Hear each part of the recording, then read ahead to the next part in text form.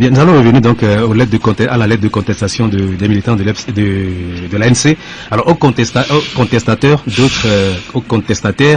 d'autres militants ont répondu rejetant le comportement des premiers.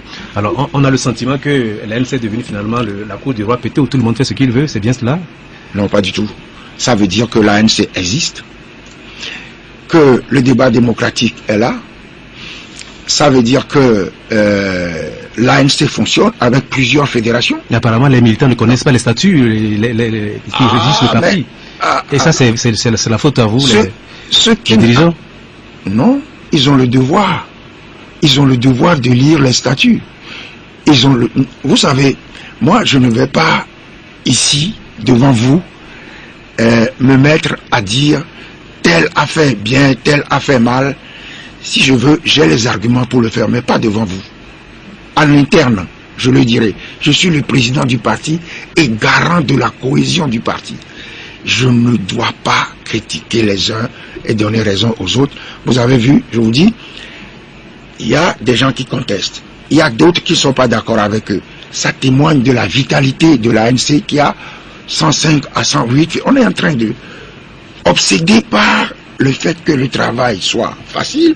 Nous créons tout le temps des fédérations. Personne ne nous l'a demandé. Donc aujourd'hui, il y a ceux qui disent des choses. Il y a d'autres qui les contestent.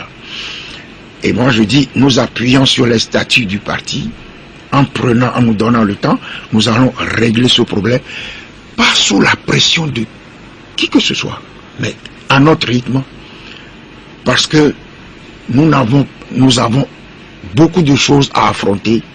Nous avons le contexte politique actuel à affronter. Malheureusement, il se pose ces problèmes. Je ne veux, comme je vous l'ai dit, je ne veux pas parler de ça en public. Voilà, ces courriers ont fait les choux gras de plusieurs journaux cette semaine. Voici très sommairement ce que l'on pouvait lire à la une ou dans les colonnes de ses confrères. Pour la lanterne, je cite, ça bouillonne à l'ANC. Et soudé par l'affaire des 30 millions de francs CFA et autres, les responsables discrédités par leurs propres militants. À la une de la Massette, voici ce qu'on pouvait y lire. ANC, 9 sauveteurs contre 9 frondeurs. Et la comédie continue. Flambeau des démocrates, tour de Babel à l'ANC. Se remettre en question, un article de Jaurès Quinvy. Faisant le constat de ce qu'il appelle une mésentente entre les fédérations internationales et le bureau national de l'ANC, Ouattara, les vainqueurs, posent la question suivante. Jean-Pierre Fabre réussira-t-il à resserrer les rangs des militants? Enfin, des gardiens se font d'une interrogation.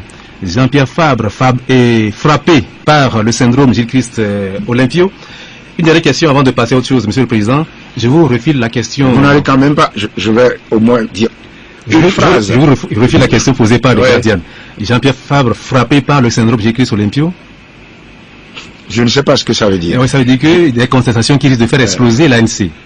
On verra bien. Vous savez, j'ai toujours l'habitude de dire, pourquoi prévoir ce qui ne va pas se passer ou faire le malin en voulant dire des choses qui ne vont pas se passer.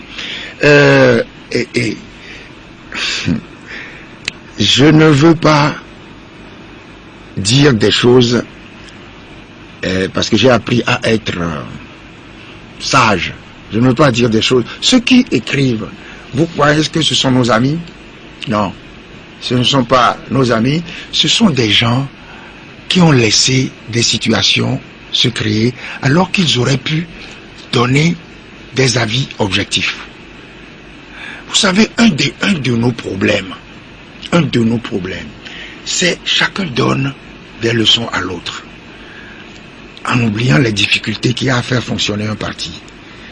Chacun donne des leçons à l'autre, chacun a un poulain, et chacun veut dézinguer un candidat potentiel qui n'est pas le sien, qui est affublé de tous les défauts.